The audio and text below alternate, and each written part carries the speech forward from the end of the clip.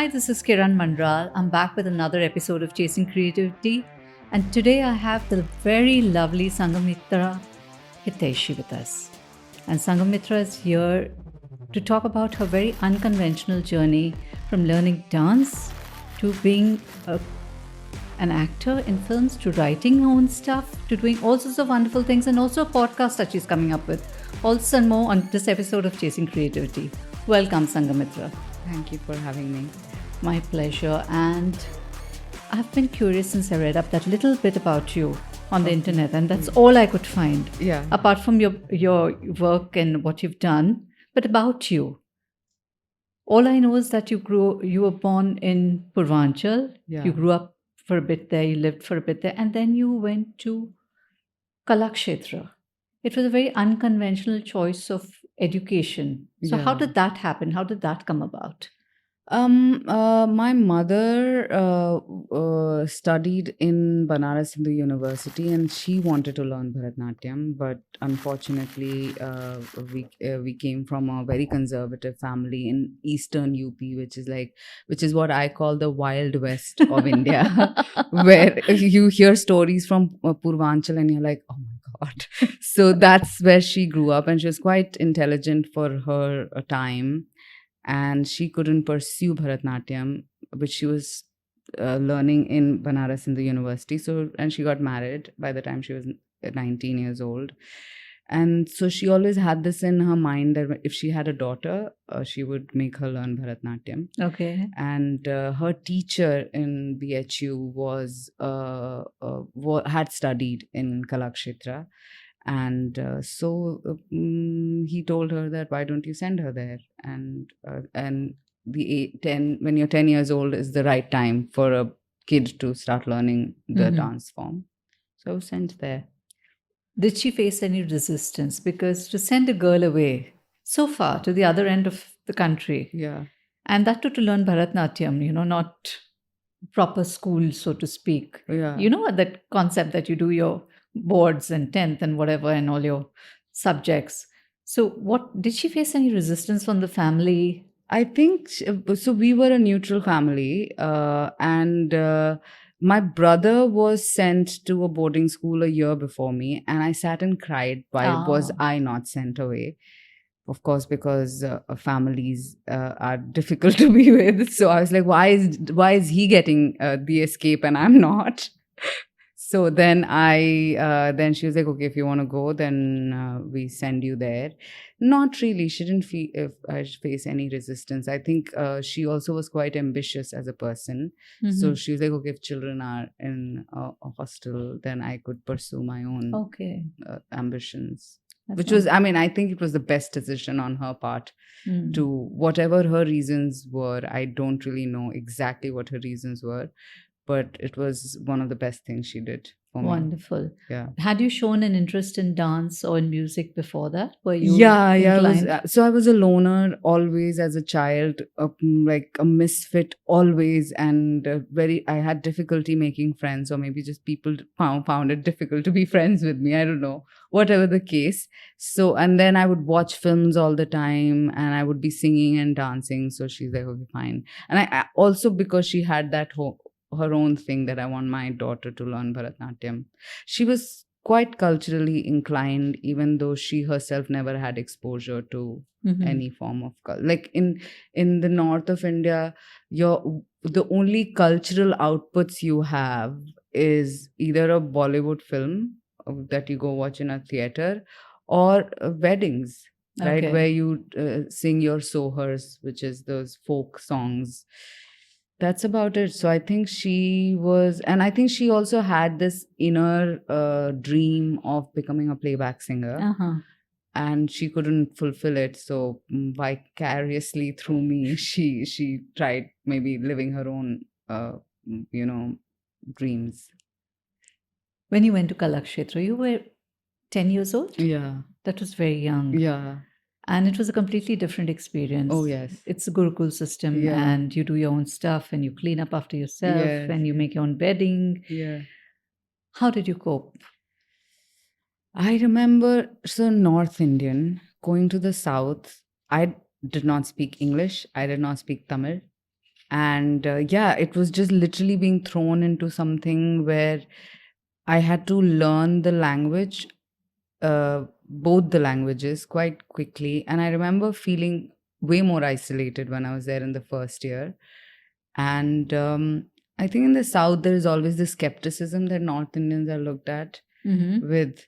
I can't place what it is, but maybe because they're also proud culture. You know, they're thousands of years old, and their language is so old and rich. And then they're like, ah, these North Indians or whatever. So I think it was difficult. I remember spending a lot of time reading in the library because there were English books, and I started reading. I knew a little bit English. Nobody spoke English at home, but I had studied in an English medium until the age of 10. So books were quite a savior for me. Oh. They saved me. From Kalakshetra Yeah. to the movies, how did that jump happen? In Kalakshetra, I was learning bharatnatyam, and we also had like CBSE school, like where from 8 in the morning until 3 in the afternoon, you would go to your normal school, and then from 5 in the evening to until 8 in the evening, you had to learn like, bharatnatyam or violin or Carnatic music, whichever you had chosen. And so Bharatnatyam is a dance drama, and it was a fine art school. So when you're 10 years old, you are growing up around people who are only talking about music and dance, and you have all these like top filmmakers and actresses descending in Kalakshetra. Every year they would have this 10-day festival, and it was like a festival. It was like Diwali of arts. And I think that made me, even though I didn't come from an art family, there was no artist in my family, something like, okay, this is also a world. And because I was growing up there, it became like, okay, this is like a way of life. So it wasn't something that you did out of the blue. That, and Bharatnatyam is a dance drama, so it's not only dance, but there's also a lot of like expressions and story being told. So being on stage also felt like, okay, this is something that people do and you can make a career in it. I remember telling my parents, and they were like, because in my home there was a dichotomy, because I was studying in a fine art school, but when I would come home, they would say things like, पर ये तो फिल्मों में होता है, which is like film Bombay or film चांद पे है somewhere. Like this is not something that happens in real world. These are things that happen in another planet. And I really used to think that Bombay was like another planet, because in movies you saw Bombay as this.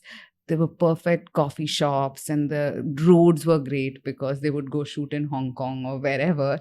And I really thought that's how Bombay was. I think my real glimpse of Bombay was through Basu Bhattacharya and Basu Chatterjee's films, where, Okay. like, what was that? Uh, uh, those films of Sharmila Tagore and Dharmendra. Chupke Chupke, where you see, old Bombay buildings, and Deepti Naval films. And I was like, okay, this is Bombay. But I didn't expect Andheri to be Bombay, Reality So, was quite shocking. I think, yeah. So, and I don't remember the first time I had the thought that I want to be an actor. I always knew I wanted to be you always in the knew that. films. Yeah. Yeah, always. Like I don't have the first one. Okay, that's when I realized I want to be an actor. I think also because as a loner and as someone who did not have a lot of like social life, even when I was young, films were something that's where I got a lot of my education from as well. Like, oh, this is how human beings behave. Okay, so when someone is angry with you, you can make a very nuanced choice of still forgiving them and not fighting back, because people in real life were responding from first emotions. Like if someone was angry, you would hang up the phone.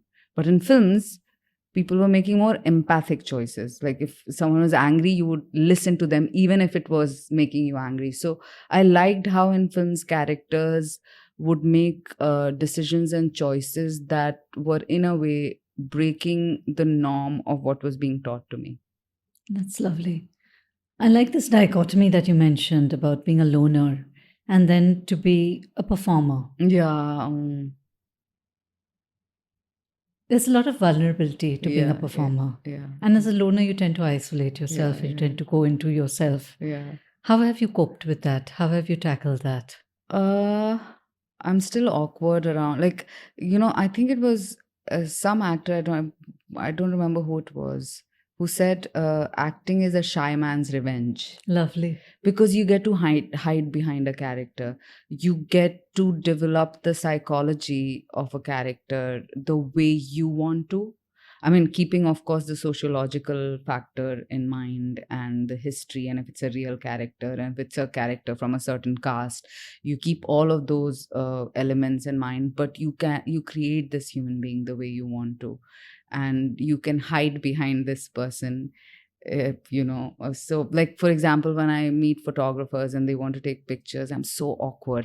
But the moment there's a video camera and I have a character that I've worked on, it's just so much more easier. So Have you yeah. ever felt tempted to create a persona for your shoots? That you slip into character while doing your shoots? You mean when Your stills, when you meet a photographer. I do think of a story. There is a story in my head. Like, I will start using external elements of, okay, what am I wearing? Okay, who this person would be. Like, if I'm wearing a sari, then I would want to go into the mindset of a girl from like Rajnigandha. You remember that film? Yes, of So when course. I wear With- sari, I go into that space. Okay. Like, I will start thinking like her, and I will behave like a girl from a woman from early 80s, and the simpler woman, the softer woman. And if I'm wearing blazer, then I'll go into the boss mode. And I'll be like, okay, if this woman was like a owner of a multinational company, and so I do create personas. Maybe they don't have names, but yes, there is a story behind it. That's very interesting. Yeah. In 2015, you were selected for the Berlinale. Yeah. How did that happen, and what was the experience like? So when I first came to Bombay, I had never heard of FTI. I wanted to be an actor, and I eloped from home. I eloped. And because nobody really took me seriously, and I really wanted to do this, so I did some work in Delhi, and then I saved some money, and then I came here, and without knowing anything. And then while I was here doing my things, a year later, I get a call from someone that I'd met who was a director in FTI, who was making his diploma film. And he said, there's this diploma film and I want you to act in it. And I was like, yeah, I would love to act. And they were shooting it on film, which was already something that people didn't know. You were mostly shooting on digital, and shooting for film is a completely different what do you call, you go with a completely different way of behaving, because film is expensive, you don't get your retakes, and so you have to rehearse. So I was very excited about shooting 35 and that film was seen by another FTI director who was making a feature, which then he saw that film and said, okay, I want to meet this girl. And then I got that part. That was my first feature film as a leading person. And that went to Berlin Film Festival. And that took me to Berlin Film Festival and got really nice, reception there. And I remember walking the red carpet with Ralph Fiennes, the guy who plays Voldemort, and I love these. For me, it was like, oh my god, this is why I became an actor. I felt so belonged. For the misfit felt belonged. And then they had a mentorship program for young actors, filmmakers, directors, producers, where they would call you to Berlin. Berlin Film Festival had this mentorship program that ran simultaneously, where they would call you from your countries, they would select you, and they would pay for your trip, and they would pay for your stay, and they would get you mentored with people like Meryl Streep and things like that. Wonderful. And the year I was there, the director Darren Aronofsky was who made The Prestige, I think. No, that was Nolan. I don't know. Black Swan and films like that. And so I had applied for it, and luck is not something that I'm not a very lucky person. Yeah, I've through certain things I've realized in life that, okay, like for example, in college, and I'll come back to the story. In college, if you gave a paper and you didn't get the marks that you wanted, somewhere in the middle of your next year, in your second year, you could give the exam from the first year. And if you, either the marks would increase or they would remain the same, you would never go below that, right? So you could retry to get more marks. And I would give those papers, and all my friends from my group or from my class would have 1 mark increased or 3 marks. I would remain the same. I was like, oh my God. And that was always the case. So I applied for this thing, and I got it, and I couldn't believe it. And I was the first female actress from India to be selected for the Berlinale Talents. There were only male actors before me that had gone. So I went there, and they said, I met the founder, and it was a he and a she, and she said that I we saw your application, we remembered you from your previous film that was here last year, and we're like, we need to get this girl. And yeah, it was they mentored us. We were trained by acting trainers who train the top of Hollywood actors, and it opened a lot of doors for me in European films. Like I got a Spanish agent, and then I acted in a Spanish film, and I made a lot of European friends, and that's why I do a lot of work now in Europe as well. So yeah. So you straddle both the worlds now. Yeah, and I don't have any personal life because of it. But yes, I mean, it has given me a lot of exposure to art and culture and different ways of living. I mean, yes, I do. It's amazing. I can't even place what it is because I've just been living through it. But I know that I'm a so much different person post my first film in Berlin. Very different. The experience of working across these cultures. Yeah. You're working in India, and it's a very different scene out here. Yes. Yeah. And working there in Europe. Yeah. I mean, even from the basic thing of how the script comes or the cast is planned, everything is different. For you as an actor, what is the most difficult thing about, transitioning between these two places or these two worlds? Nothing is difficult, really. It's not difficult. In fact, it's different. It's different. Okay. It's different. Different in a way that the stories here are my stories, like in the sense, I don't have to get into the context of things. I come into a world, a character or a film is written, I come into that world and I know what the story is and I find it relatable. And if I'm being cast, then it's because they've gone through all the nuances and like, okay, she is the perfect character for this, actor for this character. And so the stories are mine, but the set is very chaotic. Right, the way of functioning is a lot more like ho jayega, right? Which is how we are very jugadu people here. So we're like, haan, matlab, abhi ek mahina hai na, 2 din pehle karenge, so everything is like last minute done. So there's a lot of chaos on sets. I mean, it's changing a lot now. I remember Dahaad, which I worked on, was one of the most smoothest sets. But I give the credit of that to Tiger Baby and Excel, and because they've been doing it for so many years. And it was also a set run by women. Like the showrunner was a woman, Rima Kakti. The directors were women. The producer, the executive producer was, a woman, also a man, but woman. And Zoya, Tiger Baby, is a woman. 2 women run that company. So there was a lot of empathy and easiness on sets. But then there are also other sets that are more, chaotic. But in Europe, you don't have that freedom. Like, even what you're going to shoot is given to you 2 months before. Okay. Right? Everything is way planned ahead. Things are like you only shoot 12 hours. You do not extend beyond 12 hours because they have strong unions and you are paid a certain amount. You can't be paid below that because that's decided by the union. So, then you realize that regulations matter. And that also trickles down to set behavior and respect. For example, one of the things that you don't see or see it in a very less capacities hierarchy on European sets. Like Mhm. I was working on a film which had Emmy nominated actors, and really actors that I've worked with, Pedro Almodovar, and big actors from Argentina and Spain.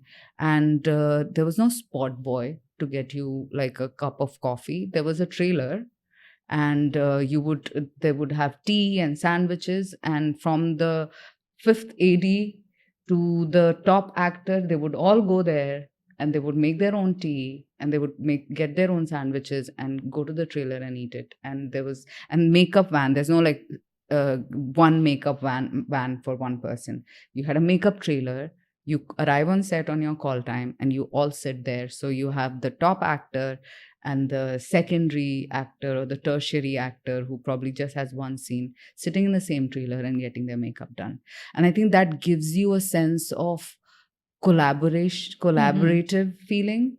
Here, you don't even get to, like, you could be working for 35 days with your co-actor, but apart from your scene together, you're probably not even hanging out together, and you go back into your vans, and it isn't more collective or community feeling, which is where art comes from. When you make something, you want to have like this community or a communion kind of feeling, and that happens a little less here. And also, there's a lot of hierarchy here. Like, food is different for light people, actors are eating different food, and I for me, that, like, I really struggle with that.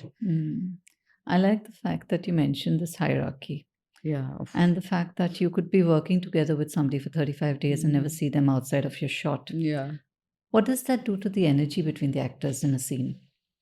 I mean, you're a performer, you have to yeah. perform, but I mean, I don't know for other people, but for me, I think it keeps you away from the depth of things, right? You could hit the character to the nail, and you could get your tone right, you could get the note right, and you could get the scene. Okay, this works. The director, like, yeah, this shot works for me, and it's perfect for the edit. But what about the process? Process of making art is equally important. Like, you don't, of course, you remember the film eventually 15 years later, your audience will watch. But as an artist, the journey of being on that set, you remember the memories of what you made when you were shooting that in that remote area. So I do believe that it leaves you feeling, it's like, two musicians on stage jamming, right? You go into this very profound depth which can't even be explained. You could get that, you could give a great performance, and the audience would get the value for their money, and they would enjoy and have the concert, and they'll go back and say it was a great concert. But what about your journey of being on that stage and hitting that note, but going a little beyond that note as well, So for me, I feel a little unfulfilled when that happens, because I want to go there and I want to create together. And hierarchy, in a way, is, at least, I mean, it may have worked when we lived in forests or jungle, and there had to be some sort of like structures for people to not go crazy and chop each other's head off, and there was a wiser one because they had access to knowledge.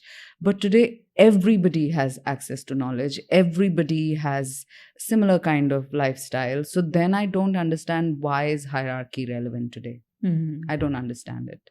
But it continues. And people who have risen from below then want to maintain the status quo, and I'm like, but shouldn't you be opening the doors and making it more equal for everybody else that follows? If you have gone through a pain, why would you want someone else to go through that pain? Wouldn't you want to change that once you have that power? Perhaps not, because they want to have their time now. Yeah, maybe. But that's sad, though. You just spoke about the set of Dahaad. Yeah. Which is all female, I think, mostly female. Mostly female, yeah. Let's talk about your character in that. Yeah. It's a very interesting character. Yeah. And how did you slip into that character? Did you identify with parts of her? Did you have to go into the depth, research her? How did you work on that character?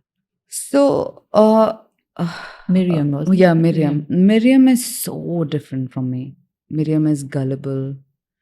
Miriam is very soft, and Miriam is this person who will fall in love with someone she meets on the internet. I'm not that. I mean, we also have some similarities, but I'm not gullible at all. In fact, there's a part of me that I'm a believer, but I'm a skeptic as well. So, and I would never fall in love with someone who on the internet if I've not met them in person. Like that would just not happen. So I had to find a way to. So when I get a character, and if she's very different from me, which is all most of the times that's the case. Like I get a character, and we'll get. I'll tell you more about that later. But this question, and so I was like, okay, what is a girl who's an orphan feels? What is the core emotion of a person like that? The feeling of abandonment, right? That the people who were supposed to love you didn't want you, right? And for me, that was so moving. I was like, and I have had that feeling of abandonment. So that was my window into the character, the Interesting. feeling of abandonment. Now, someone who whose core feeling of existence is that I wasn't wanted, I am not worthy, and I will be abandoned, develops a people pleasing attitude. Like I'm just going to be nice with everyone, and I'm going to believe, even if like love shows up, I'll believe in the goodness, and I don't want to. It's also a form of denial, right? I don't want to look at the sad part, and this person. And Miriam is also an intelligent girl. Like there's glimpses of that, and the script. It is all the script. Such a brilliantly written script. And so I was like, okay, but she's showing signs of intelligence here, bits and here and there. So why is she so gullible? It's because it's a self-preservation mode. Sorry, please continue. Bless you. It's a self-preservation mode. So I was like, for her need is home. She's trying to find home in people. She's trying to find a home in people, but she's also pushing it away, because if you remember when he tells her that, will you marry me? She almost laughs. Like, is that even a possibility? Just talking about it gives me goosebumps. So moving. Like, is that even a possibility? So she doesn't even take it seriously. But when it does happen, when it becomes real, she loses any sense of reason. Even when her friend says, like, can you just think, like, take it slow? Like, you are going to be meeting a guy you've never met before in person. So she's like, yeah, but don't worry about it. I'm not going to die or something. She laughs it off. So for her, it was home. And that's why in the end, when she gets to know that he's killed all these many people, she's heartbroken. She's heartbroken. So that was, and I remember getting a lot of messages after it. They're like, when people would follow me through the tags to my Instagram page, and like, oh my God, she's nothing like you. People had also written things like, I came here to see if you were dead or not. I'm like, it's a character. But people do, and that's the magic of storytelling, right? That people believe what they're watching. If you do it well, they believe it, and it's amazing. Yeah. Which brings me to another question. How do you choose your characters? I don't think I'm in a position to choose at the moment. I don't think any actor, like, I think it's only really the top of the top of the top people who really get to choose their characters. I love this honesty. Yeah, like really, like I think it's only the Shah Rukh Khans and the Salman Khans and the Alia Bhatts that get to choose. You come a little lower, and you're just doing what is offered to you. And then when you come a little lower, then you're like, oh my God, I'm so glad I have work. So, but there are some, like, I know what I wouldn't choose. That I know. What would you not choose? Propaganda films. I wouldn't choose films that dehumanize another community. I would not choose films that reiterate the same old concept of things like a woman should be a cook, a woman should be taking care of home. If it's her choice, then fair enough. But this is the right kind of woman, and things like Dusky is ugly, And like, because there are a couple of reasons for it. I don't want a 15-year-old girl sitting in a small town of Bhopal or Lucknow thinking that's what I am, because that's what I grew up with. I did not see faces like mine on screen. I did not. There was one off like a Smita Patil, or and if there were faces like me, they were doing really disempowered characters like maid, chodi hui aurat, battered woman, disempowered woman, or a woman who knew that there was no good in her life because her currency was to be fair and have European features and light eyes. And so I really grew up. So earlier, when before we started the podcast, when you said you have such beautiful or perfect features, like I did not grow up believing that. And so heartbreaking, because it a long, like up until my late 20s, I just couldn't look into the mirror and like myself because of the brainwashing of the songs, of the ads, of the movies, of people around me, my teachers, my parents. And what it does to women is very heartbreaking. And then to heal out of it is another work. And so I wouldn't do those things. That I'm very clear about. Is it changing now, this perception? Because I do see a lot of women with very different skin tones now. Yeah. And not all of them doing disempowered roles. Yeah.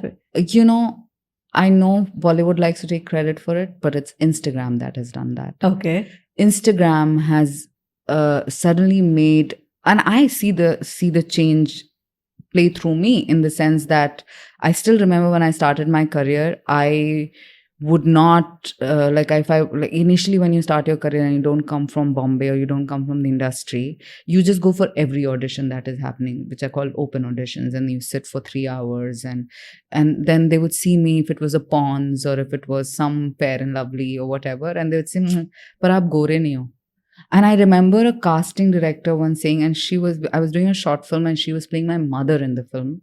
And she said, Sanghmitra, you're a very good actor, and she took names of 2 other of my contemporaries who are doing really well now. And she said, you guys are really good actors, but you will not really make it because you're not beautiful. And I remember thinking, I was heartbroken, but I remember thinking, well, I'm here.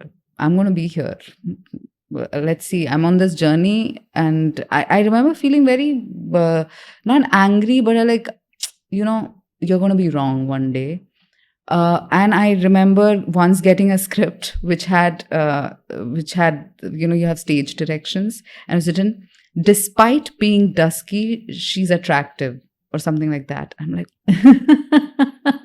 so, you get that. And I remember once I played a character and that's why you never do a film where the script is not ready. Where the script was being written and the director came up to me and he's like, "I really wanted you to do this part and you're perfect for it." And so I came on board, I signed the contract, I got my signing amount, and we started shooting, and he would write the dialogues on set. And he started writing dialogues which were things like where she likes a guy, there is a very pretty girl next to her and she likes a guy who doesn't like her back and something like that. And she says, "So you'll find someone else. Mera socho, mujhe to koi nahi milne wala." And things like that. And I remember coming back home and crying, and I'm like, I am failing myself. That I went into depression after doing that film, and I was like, why am I doing this? So up until recently, these things, they're still there. It is not fully changing, but I would give Instagram, and, Instagram has reached now, you have these from small villages, women making reels, and you see them and they're making makeup videos and, get ready with me videos. And you're like, that's a beautiful woman, So, and then when she has 1 million followers and people like, okay, if everybody's liking, then she must be beautiful. So I think Instagram has done more for giving women, acceptance for the different shapes of bodies and skin color and features and light eyes, dark eyes.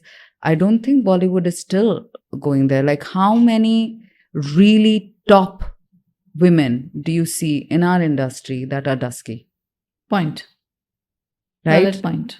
Right? And they don't, because the people who are still making those movies are old men from the old times with the old status quo thinking, that they haven't changed their idea of beauty, or they are not upgrading their standard of beauty. I mean, even when I go out on dates, at times, I mean, it has changed a lot now, but I always have this fear, like, but I don't know if I should say this, but I have a fear of dating Indian men, because there's always this fear, because what is his standard of beauty? Because maybe he likes me now because everything is new, and then one day he turns around and he says, well, you're dusky, or you're not pretty, and will my fragile self, and I've come out of it, but it's like a tattoo. It is imprinted, those brainwashing thing, and then in my lowest moment I might get hurt by it. So I'm always testing. But no, it's quite different. It's much better, but not fully changed. But we are there. We're getting there. We're Do you think getting with there. more women helming things are going to change? Oh, obviously, I mean, everywhere you put women in charge, and they empathize, and they bring their lived experience into policy making, selecting characters or writing characters. And if you like with Lapata Ladies, or Three of Us, or other films where you see male characters through female gaze, and you like those men, right? Because they're like, oh, they're so sensitive, and they see things in a more nuanced way, and they're more respectful. You can just tell when you read a character, when you watch a character, that this is written by a woman. Yeah, that's what happens with K-dramas. On a complete aside, all the men are so nice and empathetic and caring and wonderful In K-dramas. And then in K-dramas, oh yeah. And then you'll hear that the men in Korea are downright assholes. Yeah. Sorry, you'd have to beep that out. Of all the characters you've done, which is the one that has stayed back in your mind for whatever reason? Whether you could do it well, or whether you struggled with it, or something about the character? I mean, I still have those characters to play, but like they'll come in the future. But there's one character that I did. It was for a short film which won the national award for best short film 2 years ago, where I play a mother who loses her 8-month-old baby in the film, while the story is on in the story, and her headspace was such a painful headspace to be in. It was so painful. I've never lost a child. I don't think I can even touch upon how that is. But the little closer that I got was so heartbreaking. And I remember coming out of it, and we had finished shooting a week before Diwali. So there were like a lot of these like card parties happening. And I remember going to a party every day to just get out of that headspace. So I remember that it was very exhilarating as well, but extremely painful. So I remember that character stays with me, that woman. Yeah. Do you get into character? Are you a method actor? Are you a director's actor? Or are you an instinctive actor? I think depending on the role, I'm not. I mean, method is whatever your method is, right? Whatever your method is, what I feel is the method. I think I go from more from a place of I will first think, okay, how would I feel if this had happened to me? Because in the end, I'm the medium. I'm the instrument through which this character plays itself out. So I will do all the research. I'll find all the political, what do you call it, layers, sociological layers. I will, if it's a good script, most of the things are in the script itself. Otherwise, I will sit with the director and brainstorm it. And then I go with just the honesty of the emotion. Because in the end, emotions are universal. Right. And the more information I have about who she is, how she is, then I can bring those elements in. But in the end, it is instincts. Okay. It is being in the moment. It is like, but she's sad about this. How, like, sadness is sadness, and the costumes add to it, and the location adds to it, the external space adds to it. But in the end, it's just honesty. of the emotion. So I think I always have this theory that if this is the character and this is me, then we both meet in the middle. I take a lot from my own life. Okay. And I will whenever I play characters, I will always find windows through which she's similar to me and start from there and hone on that. And the things that are different than me, I will find my motivations through understanding her better through the director or the writer who's written it. Where does she come from? Who was the inspiration? And a lot of times, if it's a character through a different kind of walk or something like that, then I'll think of someone I know like that. Okay. So that's my method. Lovely. Yeah. Tell us about this podcast that you're coming up with.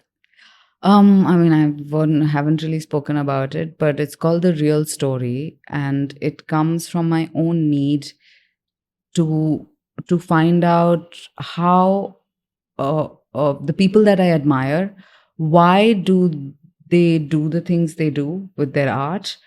What made them the way they are, and who they are as people, like about their human journey and their artistic journey, and how that overlaps, and just everything they think and how does their mind work, and mostly about not the great things, not their hero's journey, but their human journey. It's about their human journey. Lovely. Yeah. And is it going to be performers? Is it going to be creators? How is it? I mean, initially, I want to play it a little safe and go with people that I admire, really, and I already have connection with, whose work I follow, and those people that I feel like, okay, I know them and I would like to know more about them. But eventually, it'll be everyone who lives an artistic way of life. It could be a scientist, it could be a sports person, it could be an author. Because I think you don't have to be an artist to be an artist. It's a way of life. Oh, wonderful. Yeah. All the very best for your podcast and all the work you do. Thank you. Thank you so much for coming on the show. Thank you for having me, really. My pleasure completely.